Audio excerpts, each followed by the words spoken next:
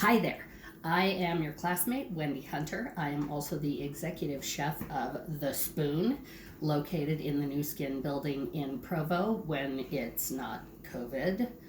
Ask me how I feel about that. It's not good.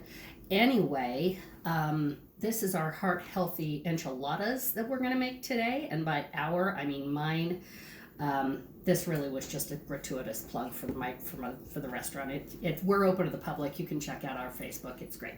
Anyway, so we're doing a vegetable enchilada today. Normally, in Utah, the enchiladas that you find are great, big, wonderful, cheesy, gooey, stretchy, fabulous, savory cheese bombs.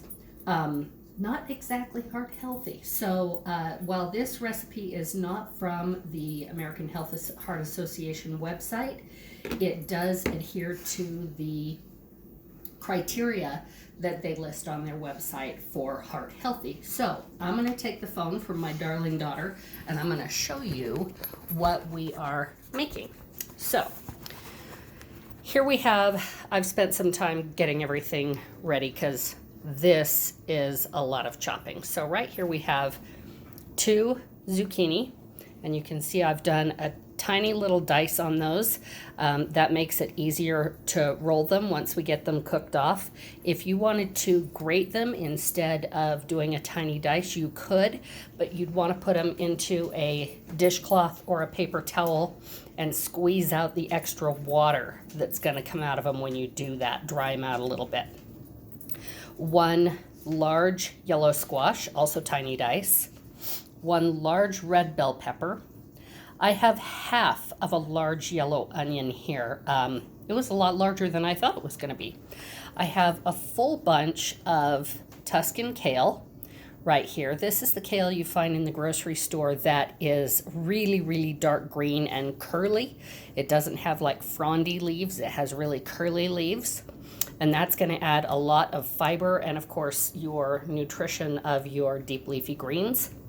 Then we have 6 large cloves of garlic. And I know you're panicking a little bit at 6 large cloves of garlic, but we're making a huge batch of enchiladas here because I'm taking some dinner to friends.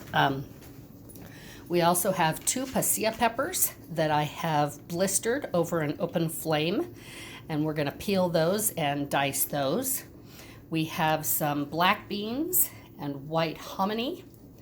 We have enchilada sauce. I like mild because you can always add heat. Then for spices, we have ground cumin. I use a ton of cumin in my world, so I just keep a very large container of it hanging around. We have chili powder, oregano, thyme. There's the garlic. There's the stems from all of the stuff that I cut up. That's all going to the chickens later. They get heart-healthy food around here too. We have Neufchâtel cheese. I think I'm probably only going to end up using a half of that package, so 4 ounces. And then we have queso fresco. So you don't want to get rid of, and then we also have our tortillas, our corn tortillas. So giving this back to my wonderful film friend.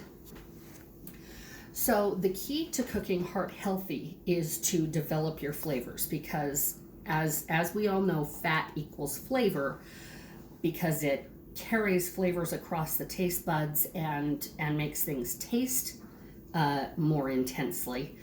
But if you're doing heart healthy cooking, you can't just throw butter and cream at it like you do.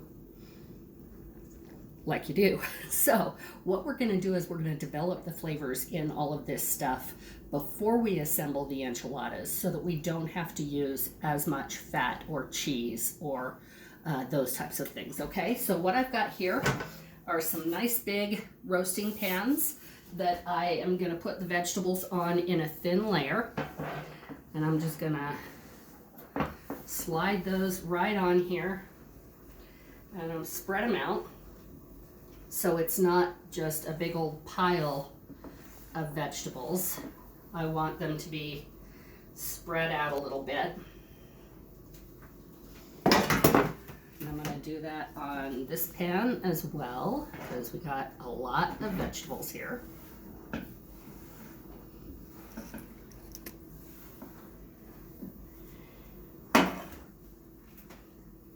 And we're gonna roast these in a 500-degree oven. I've already got the oven preheated, so it is ready to go. And I'm gonna just spray these with a little pan spray.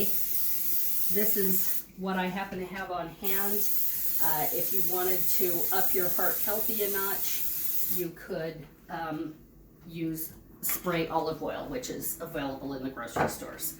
And we're just gonna put these right into the oven at 500 degrees for probably 10 minutes. What we're shooting for is a nice brown on the outside. We're not looking to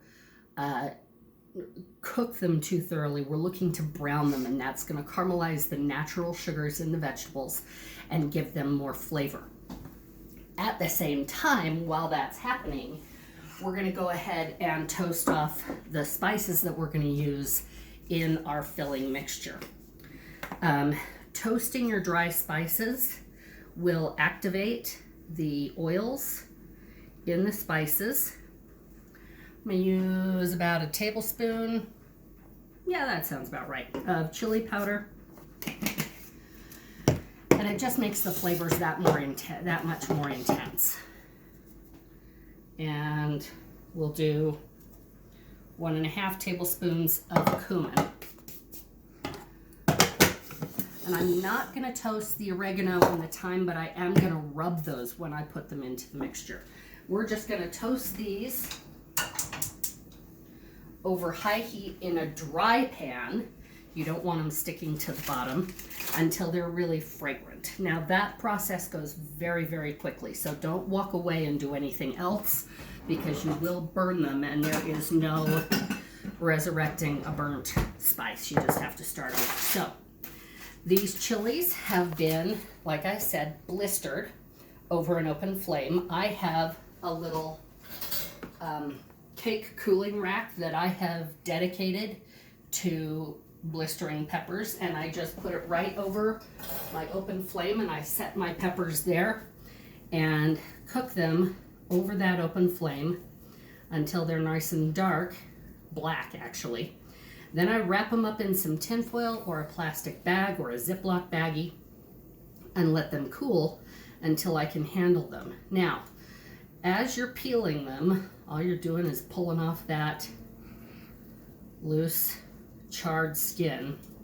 Your fingers are going to get all sticky, and it is not maybe your favorite thing to have sticky hands. Let me tell you what, resist the urge to run them under water, because the process of blistering the pepper at the same time of removing the skin has also developed the natural sugars in the pepper and has created an additional layer of flavor. And if you go ahead and give in to that urge to peel them under running water, you are effectively just washing away all of that flavor that you took all of that time to develop, which is kind of silly. So here's me turning my back on the spices.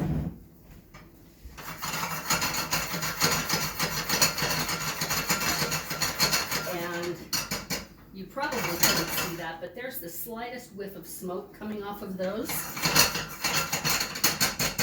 And that tells me that those spices are done. That's all it took, was just that little tiny bit of time. My peppers are peeled.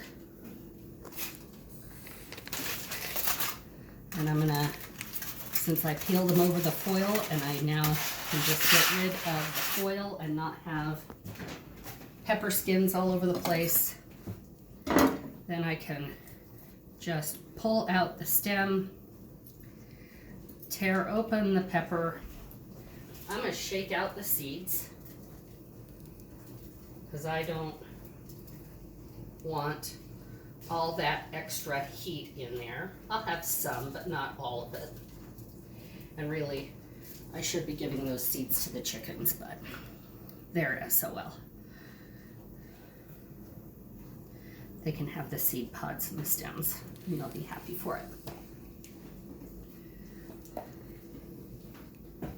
Of course, the seeds and the ribs is where all the heat in a chili is found, so you can control the heat in your dish. by using or not using your seeds according to your desires. So then I'm going to just go ahead and cut this into strips.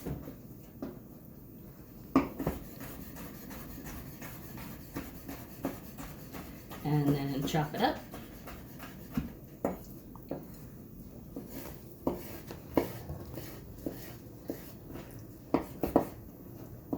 Watch out for those seeds as you're chopping, because if your knife catches on one, it will slide out from under you. And that's a great way to get cut.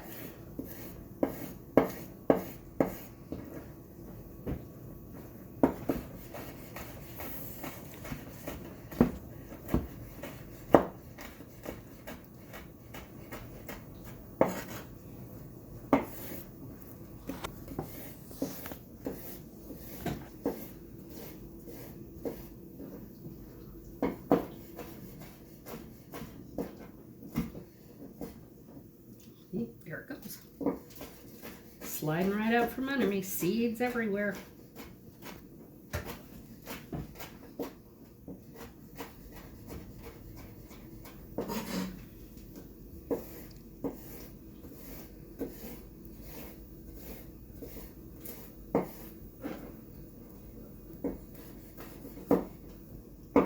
Our restaurant's been closed for a few months, so I am out of practice with my knife, which is why I hand chopped all of those vegetables, because I need to keep my skills up.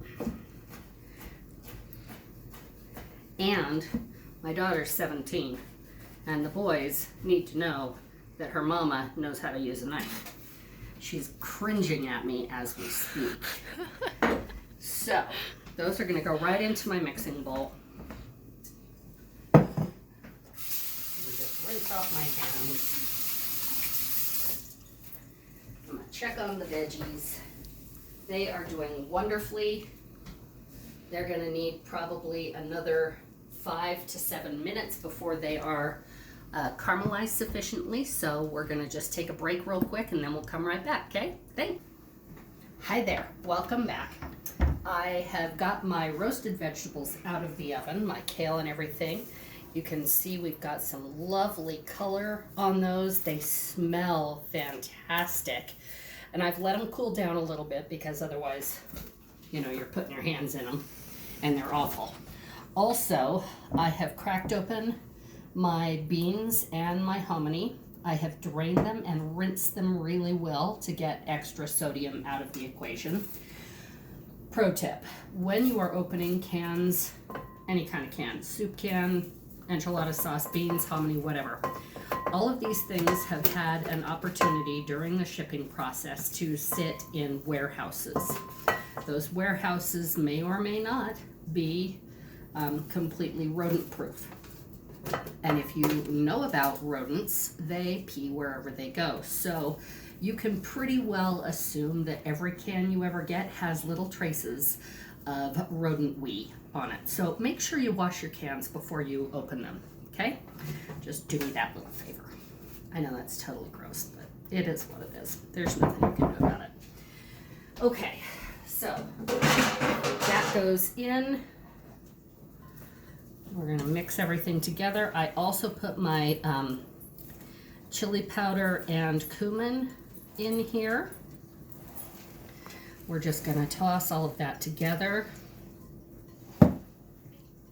Num, num, num, num. And then we're gonna add our oregano. A couple teaspoons worth of oregano. We're gonna rub that. All of your dry herbs, you wanna rub them between your hands. That releases the oils in them, makes them more fragrant, more tasty. And we'll do 1.5 teaspoons of thyme. Rubbed and in. And I spaced off my black pepper.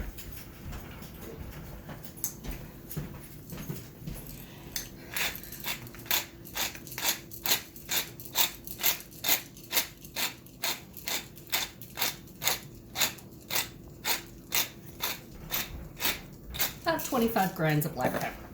So, toss that all together. Then, my Neufchâtel cheese. Now, here's why I like Neufchâtel cheese. It has 1/3 of the fat of regular cream cheese, but it still adds that creamy, rich wonderfulness that you want in an enchilada. I have gone ahead and thrown this in the microwave for just a few seconds on the defrost setting to get it nice and soft. I'm gonna go ahead and put that in there. And that's 4 ounces. That is not the whole 8-ounce package.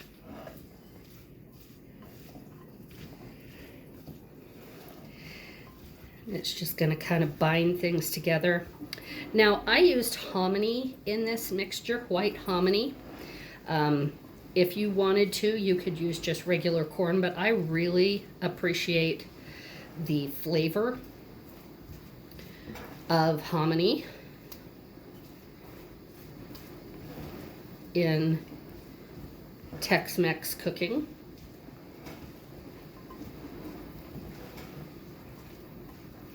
Okay, so that Neufchâtel has been thoroughly incorporated.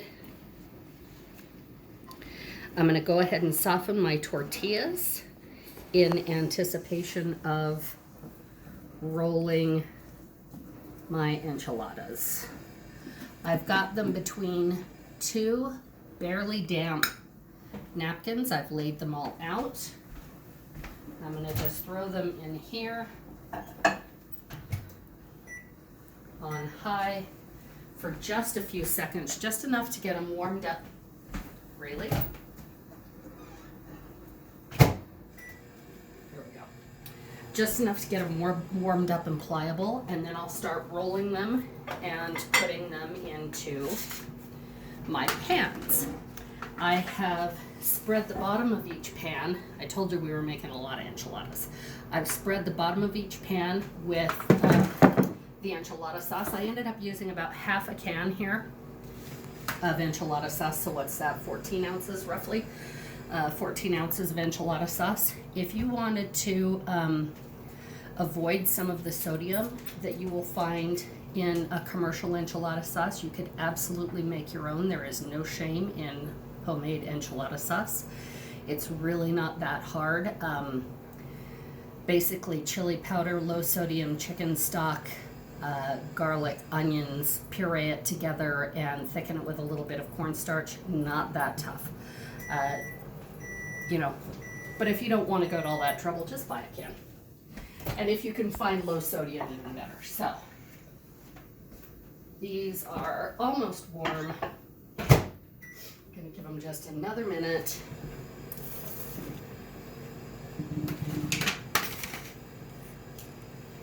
We'll tidy up a little bit while we're at it.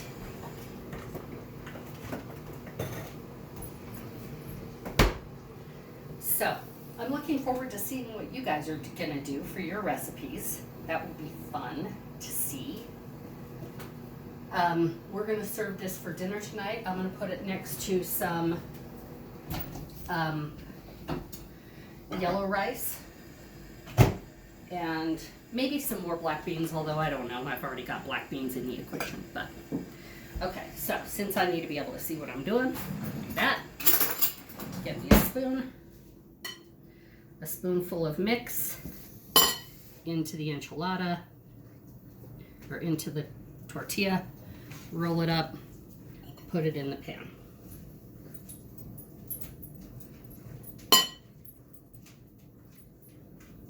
Really, the hardest part of this recipe is getting everything chopped to begin with. The rest of it's just a throw together. Super easy.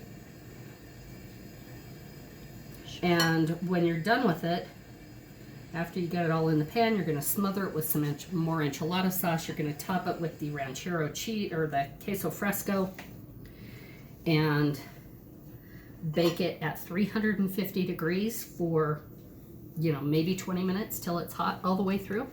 Super simple. You've got tons of fiber in here.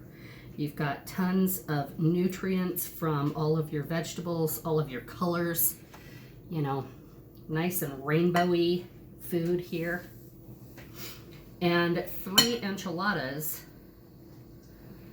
is only going to cost you 425 calories, which is pretty darn good, actually. So I'm going to pause the video again while I finish rolling all of these, because I don't know how to fast forward it. I'm not that good. And then we'll come back and I'll show you what we're going to look like just before it goes into the oven. Okay, thanks. Welcome back. We have all of our enchiladas rolled. I ended up with exactly the amount of filling I needed for my tortillas, which is always a good day for me. We have 30 tortillas here. Some are going to the neighbors, some are for dinner. And then we have our crumbled queso fresco. And we're just going to sprinkle right on top. And this is going to add to the umami, the savoriness of these enchiladas. It's going to provide a little extra creamy mouthfeel for these enchiladas.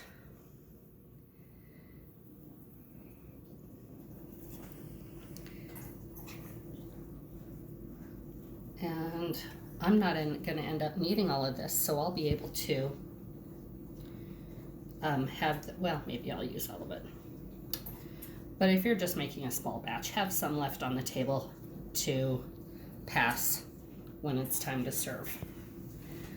And then these are just going to get foil wrapped and baked, like I said, at 350 degrees for about 20 minutes until they're nice and hot and bubbly. And then you can pull the foil off and give them another 10 minutes to give them a little bit of browning, and they will be ready to go.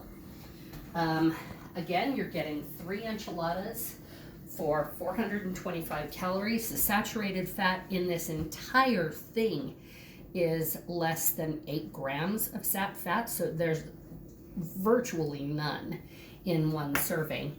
And the fattiest thing in here is the queso fresco, which you could easily eliminate. If you wanted to use a vegan cheese instead and make this dish completely vegan, you could do that. Or you could not, you know, either way, whatever works for you. So I hope you guys will try this out. I hope you like it when you do. And great, thanks. Appreciate you coming around. We'll see you later.